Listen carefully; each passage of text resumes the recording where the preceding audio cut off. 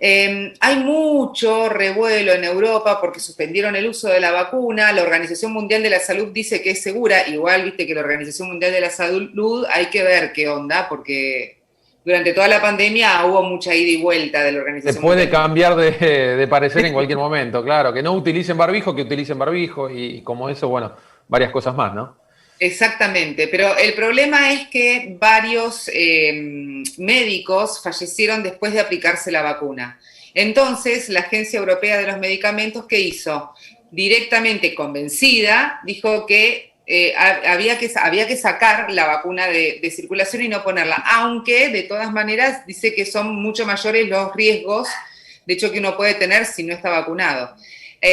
Ahora, ¿qué es lo que va a pasar? Porque, por ejemplo, Estados Unidos, que si bien tiene millones y millones de vacunados, tiene una gran cantidad de dosis de AstraZeneca guardadas que podrían servirnos directamente. Podemos vacunar a toda la Argentina con las dosis que tiene Estados Unidos prácticamente. El tema es que, ¿por qué? ¿Qué es lo que genera esa vacuna? ¿No? Es la gran pregunta. Sí, bueno, se estaba hablando mucho de trombosis, ¿no? Y es el tema que está generando miedo en algún sector y en otro que dicen, no, quédense tranquilos, no pasa nada, utilicen la vacuna. Totalmente. Bueno, vamos a hablar con el doctor Juan Pablo Costabel, que es el jefe de la Unidad Coronaria e Internación del ICVA, Instituto Cardiovascular, justamente para hablar de esto. A ver, Juan Pablo, gracias por atendernos. ¿Cómo estás? Cristian Romero, Abigail Lasalle, te saludamos. ¿Cómo va? Cristian, Abigail, gracias por la invitación. Es un placer estar con ustedes. Igualmente para nosotros. A ver si nos podés poner blanco sobre negro y nos podemos enterar un poco. ¿Qué es lo que pasa con esta vacuna?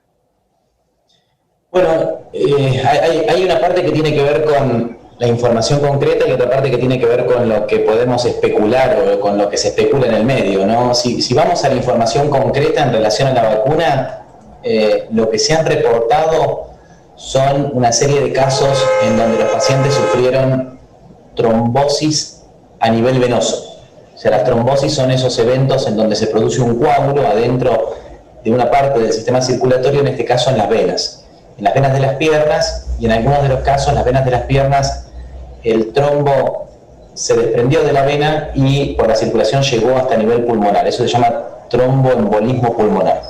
Esos son los dos eventos que se han reportado, que se reportaron en algunos países de Europa, no en todos. O sea, la vacuna de AstraZeneca ya se han aplicado 17 millones de dosis, según dice la empresa.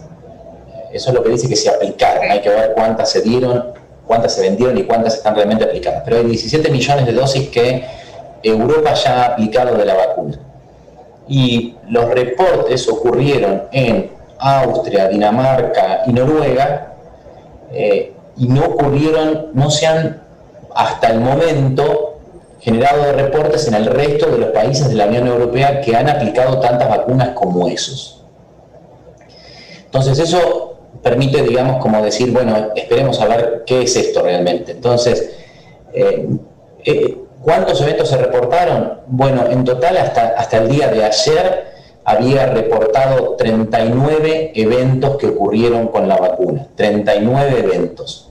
En 17 millones de vacunados es una tasa muy baja del evento. Si uno lo mira así, 39 eventos en 17 millones de vacunados, eventos trombóticos, y uno dice que es poco, es muy difícil asociar el evento con la vacuna. Porque la frecuencia natural del evento trombosis, es más, muchos conocemos gente que ha tenido trombosis, o sea, no es una cosa muy rara, es mucho más alta que eso. Entonces, ¿cómo asociar? Juan Pablo, te iba a preguntar si se sabe antecedentes de esas 39 personas que presentaron los casos de trombosis. Ese es el punto, porque uno dice, analizado estadísticamente a solamente ese número, uno puede decir, que es lo que terminó diciendo tanto la empresa como EMA, que es la Asociación de Medicamentos de Europa, que no hay ningún argumento para decir que hay una asociación entre la vacuna y los eventos, porque la tasa del evento es menor que la esperada naturalmente. Ahora, cuando uno empieza a ver esos eventos, bueno, esos eventos ocurrieron a lo mejor en gente en la que uno le cuesta creer que naturalmente los hubiesen tenido. Personas de menos de 50 años sin factores de riesgo para trombosis, según lo que se describe hasta ahora, que tuvieron el evento trombótico. Entonces eso es lo que generó un poco de ruido. Está bien, la tasa del evento es baja, la frecuencia es baja, pero las personas que lo sufrieron no eran aquellas que naturalmente lo sufren.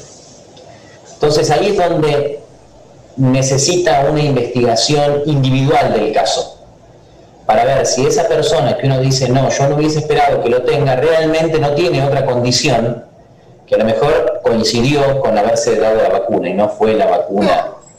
Esto, Juan Pablo, me hace acordar, ¿te acordás cuando pasaba, no recuerdo bien si fue la de Pfizer, la vacuna, que era que había muerto un médico en Brasil, se suspendió todo el estudio en el medio del voluntariado justamente para investigar si se había muerto por la vacuna o por problemas preexistentes? Es así, eso es lo difícil, o sea, si en las 17 millones uno estuviese hablando de 5.000, de 10.000 personas con trombosis, eso sí supera definitivamente y es muy difícil no adjudicárselo a la vacuna. La frecuencia es muy baja. Y lo segundo es que aparentemente todas las personas fueron vacunadas con el mismo lote. Entendemos que el lote tiene que ver con que los frasquitos fueron fabricados en el mismo momento. O sea, la vacuna tiene un excipiente, un frasco. Entonces, lo que se suspendió en Europa y en esos países no fue la vacunación con AstraZeneca, fue el uso de ese lote, que es un lote que tiene 1 millón de dosis, no es un lote de poquitas dosis, 1 millón de dosis que también se dieron en otros países en los cuales hasta ahora no se ha reportado ningún evento. O sea que hay otros millones, diríamos, de otro lote. Ponele, este es el lote 1, bueno, el lote 2, 3, 4 se sigue vacunando. Se sigue usando. Es lo mismo que pasó, vos decías recién, Abigail, con la vacuna de Pfizer. La vacuna de Pfizer en Noruega, cuando se empezaron a vacunar y se vacunaron personas nonagenarias, se vio que hubo 15 personas que fallecieron dentro del mes de que se le aplicó la vacuna, personas de más de 90 años. Entonces, con personas de más de 90 años existe mayor chance de que en realidad haya sido una asociación meramente temporal, que una cosa no tenga que ver con la otra. ¿Qué es lo que se creyó ahí? Bueno, se creyó que en el caso de Pfizer, como la vacuna produce una cierta respuesta inmunológica y muchos pacientes sufren el evento más frecuente, que es la fiebre después de la vacunación, un pequeño cuadro febril en una persona muy grave, añosa, podría haberlo desequilibrado y favorecer que una persona que estaba en una situación muy crítica termine falleciendo. Ok. Y ahora, por ejemplo, si uno dice, bueno, si uno lee lo que pasa con las noticias que vienen de Europa, por ejemplo, esto de la muerte de 3 médicos que sucedieron en todo el continente europeo, donde dicen, bueno, nosotros no podemos vacunar y lo vamos a suspender. Estados Unidos lo guarda. O sea, ¿con qué mensaje nos quedamos, Juan Pablo? Porque ¿cómo rompemos esa estructura entonces de que la vacuna es peligrosa? ¿Me explico? Sí, no, completamente. Yo creo que tenemos que transmitir la información lo más seriamente posible. Generar hoy un pánico que no sea debidamente fundado en relación a una vacuna podría costarle la vida a mucha gente que la vacuna, por ejemplo la de AstraZeneca, que se está cuestionando, es una vacuna 100% eficaz para evitar la muerte, 100% eficaz. Podemos dudar de la eficacia para reducir cuadros graves, que a lo mejor está entre el 70 y el 80%, es un poco más baja que lo publicado en otras vacunas, pero para la mortalidad es 100%. Entonces, privar a 15 millones de personas más en el mundo que se van a vacunar en el próximo mes de una vacuna solamente por estos datos, personalmente me parece que hoy no podríamos tomar la decisión. Y creo que eso es lo que hizo EMA, es lo que hizo la OMS, es lo que está diciendo AstraZeneca, por otro lado, digamos. Así que me parece que hay que ser muy cauto y decir, sí, se está investigando. La gente que lo está investigando, yo creo y quiero creer que es muy seria. si se confirma un evento adverso de una vacuna de estas características, para un laboratorio, para un país, para una institución como Oxford, sería gravísimo que se siga aplicando la vacuna. Entonces son los primeros que deberían pedir que se frene la vacunación, y ellos no lo están pidiendo. Entonces me parece que si uno en serio uno podría decir, sí, es algo que se está analizando, como pasó, como dijiste vos, con la vacuna de Pfizer, como pasó con la vacuna Sinopharm en Brasil en cuanto a la efectividad, pero al día de hoy la evidencia de la seguridad es suficiente para seguir utilizándola, y la evidencia de la eficacia es suficiente. Entonces me parece que tendríamos que tratar de no frenar con el proceso de vacunación que estamos teniendo al día de hoy. Sobre todo porque para nuestro país es una de las únicas 3 vacunas que tenemos, o sea que si la frenamos en Estados Unidos tiene, para que vos te des una idea, tiene en Estados Unidos casi 600 millones de dosis para 400 millones de habitantes. Tiene más dosis de las que necesita. Se puede dar el lujo de decir, esperemos, las guardo y sigo vacunando a mi población. Ellos vacunaron 105 millones de personas en 20 días. O sea, en 2 meses van a tener a su población vacunada. Tienen vacunas que les sobran, y recién dijeron que una vez que vacunen a toda su población, van a ser tan generosos de darnos al resto del mundo las que les sobran. Así que creo que hay que ser cuidadosos. Juan, te hago una consulta. De los números que dijiste recién, entiendo que con aquellas personas que están vacunadas pueden enfermarse, pero ya no corren riesgos de morir. ¿Es así? ¿Hay un número de personas que pueden llegar a enfermarse, a contraer la enfermedad? ¿Por qué digo esto? Porque muchos, le da como una seguridad que dicen, bueno, ya empiezan con otros descuidos. Entonces no, te vacunás, pero tenés que seguir con los mismos cuidados. Cristian, ¿qué sabemos hasta ahora? Sabemos que en los análisis preliminares, porque siempre uno ve los números de personas que entraron en el estudio de investigación. En AstraZeneca, más de 40.000 personas entraron en el estudio de investigación. Pero esas 40.000 personas no se vacunaron todos el mismo día. Se fueron vacunando a lo largo de 4 meses, más o menos. Para tener información y autorizar la vacuna, se necesita que haya suficientes cantidades de vacunados con al menos 60 días de seguimiento. 60 días. Por eso se llama análisis preliminar. De los 45.000 vacunados, solamente 15.000 tuvieron 60 días de seguimiento cuando se publica la información, que es razonable, ¿no? Si no, tenemos que esperar mucho más. En esos 15.000, la tasa de muertos en los vacunados fue 0, y la tasa de muertos en los no vacunados fue de casi 80. De ahí sale esa estadística. Esa estadística podría modificarse levemente si aparece alguna persona muerta dentro de los vacunados en el futuro.